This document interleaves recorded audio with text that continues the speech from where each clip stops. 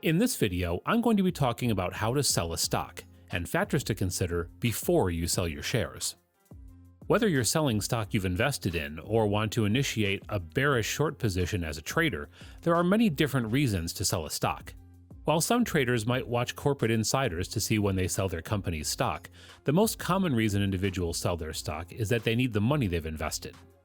How to sell stocks, in a nutshell. Decide whether you're a trader or investor. This comes down to how long you plan on holding on to your stock. You want to pick a style of selling that matches your financial goals. Use an online broker. Online brokers make it easy and convenient to sell your stocks. Test out the trading platform. Make sure the broker you select allows you to trade how you want. If you're going to be day trading, pick a broker known for speed. If you're a beginner, start with a broker with great resources and educational tools. Make your sale.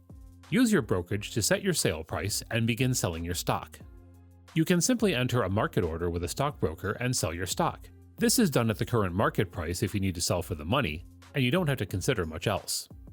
On the other hand, if you want to sell your stock to buy another stock, or if you want to trade one stock in order to make an investment in another stock, there are several things to consider. First, think about your planned trading or investment horizon, which sets out the average time you plan to hold stock. Are you a trader or an investor? Both types of market participants buy and sell stock, but they have different ways of achieving the same goal of overall profitability. For example, a day trader will have a much different time frame and criteria for selling stock than a long-term investor, so make sure your stock selling activity is part of your overall trading or investment strategy. Before you sell your stock, consider your reasons for selling it. Be sure you're not acting on impulse because of an adverse market move, especially if you'll incur a loss. Remind yourself of the reasons you purchased the stock in the first place. Be patient and try and research why the adverse move occurred. Remember, you buy stocks to make money, not to take losses. If you actively trade short-term strategies, your main reasons for selling stock will be to take a quick profit or a smaller loss. You might also sell your stock because market fundamentals indicate a looming recession, especially if they're invested in cyclical stocks that stand a good chance of showing a future price drop. You might also sell stock because you follow the company's current situation and future outlook. From here, you can tell the prospects for the company's industry, including whether the company's stock stops paying or reduces the amount of its dividend. Each industry is exposed to different fundamental risks. For example, automobile companies might need to do a costly recall that would severely cut into earnings. Electric utilities may be liable for disasters, such as Pacific Gas and Electric, found liable for the deadly Camp Fire in Northern California in 2018. When news like this breaks, it can be a good fundamental reason for selling your stock in the affected company, since its price is likely to decline quickly. The order types for selling stocks are pretty straightforward and are in line with how the market works. Traders use different order types to limit their buying price, maximize their selling price, and limit losses. Market sell order. This type of order allows you to sell the stock immediately, and it guarantees that the order will be executed without specifying the price of execution. Market orders typically get filled at or near the bid price when selling stock, just as they are filled near the offer price when buying. Keep in mind that the last sale price, which is generally displayed on a screen or stock ticker, may not be the price you'll get when you trade using a market order. Limit stop order. This is a type of order to sell stock at your specified price or better, which is what the word limit refers to. Sell stop order or stop loss sell order. A sell stop order triggers an execution once the stock reaches a certain price below the prevailing market, known as the stop price. Upon the market reaching and trading at the stop price, the sell stop order then becomes a market order to sell the stock at the best available price. Trailing sell stop order. When you look at a profit on a long stock position and have placed a protective sell stop order to avoid taking more of a loss, you can also protect your profits by using a trailing sell stop order. This order is similar to a stop order, but its price is automatically moved up according to the parameters you specify as the market continues to rally, thereby improving the sale price you get if executed. In addition to the type of order you have entered to sell stock, you can also put a contingency on your order. All or none, or AON.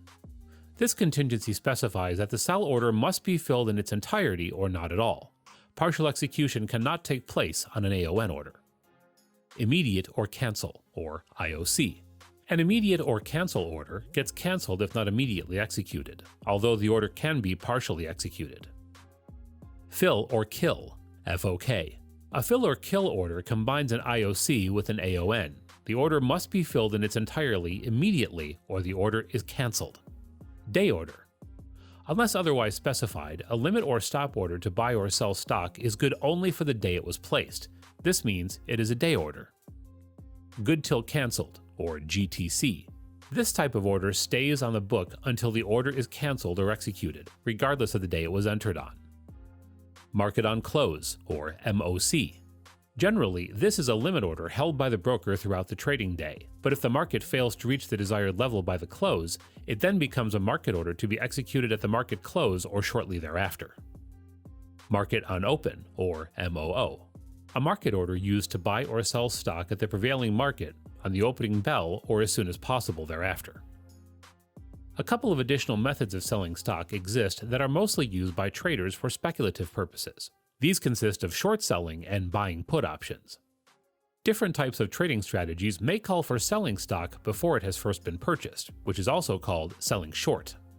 In order to sell short, your broker must be able to borrow the stock for you to sell. After selling short to express a bearish view on the market, you'll ideally buy the stock back after the price has declined. The profit from a short sale consists of the difference between the sale price and the price where the trader covered the short sale by buying back the stock previously sold. This works in reverse as well, since if the stock price goes up after it is sold, then the trader loses the difference between the price he sold the stock at and the higher price he paid to cover his short sale. Selling stock short also requires that your broker have the ability to borrow the stock and will allow you to make this type of trade. Selling short can even cost considerably more than just buying on margin, so if you're thinking of selling stock short, then you'll need to put up some money to meet your broker's requirements. A broker will also charge a stock loan fee that can range between 2.5% and 100% of the value of the stock shorted, depending on the broker's difficulty in borrowing the stock. In the United States, the borrow rate for borrowing U.S. stocks to sell short is set by the Federal Reserve Board's Regulation T, that requires an account to have 150% of the stock's value available as margin at the time of the short sale. For example, if you wanted to short 1,000 shares of a $10 stock, you would need $15,000 in your margin account in order to meet the Reg T requirement. Note that certain rules may exist for short selling stocks to protect against stock market crashes, such as the Quick Rule that was used in the U.S. stock markets from 1938 until its removal in 2007. This type of rule usually states that in order to sell stock short, the price has to be at a higher price than the previous trade-in stock or at an uptick.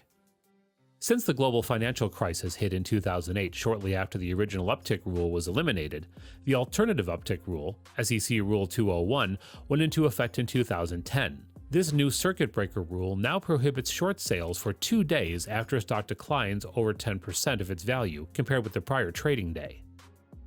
Another way to sell stock is by purchasing a put option on the stock. The advantage of buying puts is that they cost a fraction of the amount you would be required to put up to short stock, and that cost is called the options premium. A put option gives the holder of the option the right, but not the obligation, to sell a given number of shares of stock at a certain price, known as the strike price. The option contract lasts until a particular date and time known as its expiration, at which point the option needs to be exercised or abandoned, depending on whether the prevailing market is better or worse than its strike price. Also, if you own stock already and buy puts to combine with your long stock position, you have essentially insured or hedged your stock investment below the option strike price. If your stock then continues to appreciate, your put option would expire worthlessly, but you can still participate in the upside movement of the stock. If your stock's price instead declines substantially, your put option might end up in the money, so you would then need to either exercise or sell your put on or before its expiration. If your stock is already in a stockbroker account, then you should be able to sell the stock directly from your account. If you own a stock but do not have a stockbroker, then you probably have physical stock certificates in your possession. In order to sell stocks in certificate form, you must take them to a licensed broker or dealer to sell for you. Keep in mind that how you sell your stock is just as important as where you trade, so make sure you pick the best online broker for your needs. The right broker means the broker that best meets your requirements. Check out a few of my favorites in the description. The broker you select to sell your stock will most likely offer a virtual or demo account. This gives you the opportunity to assess the broker's trading platform and stock execution service. Ideally, you should open more than one practice account so that you can better determine which broker best suits your needs. Using a practice account can also help you improve your trading and investing skills. Once you've determined which broker best suits your needs after trading in a virtual account, you can then use either the stock you own or a margin deposit to open a trading account. The value of the stock you deposit may suffice to open an account, although some firms may require more of an initial deposit than you have in stock. If this is the case, then you would have to deposit additional funds into the account as well as any stock you plan to sell. After you have transferred your stock into a trading account, you can then choose a price level and place a sell order for your stock, or just sell it at the market. Depending on the price you wish to obtain for your stock sale, you can either enter day orders every day until you sell your stock, or you can enter a GTC order. Selling stock doesn't have to be complicated. You just need to have stock in an account or be able to borrow it and know at what price you wish to sell and the type of order and contingencies to place on the order. Selling stock is most often done to liquidate an existing long position, but short selling has proven to be an extremely profitable strategy in downtrending or correcting markets. Also, the purchase of put options combined with a stock position can provide a hedge in uncertain markets over a given time frame. If you have made it this far, feel free to like the video, subscribe, and watch my next video.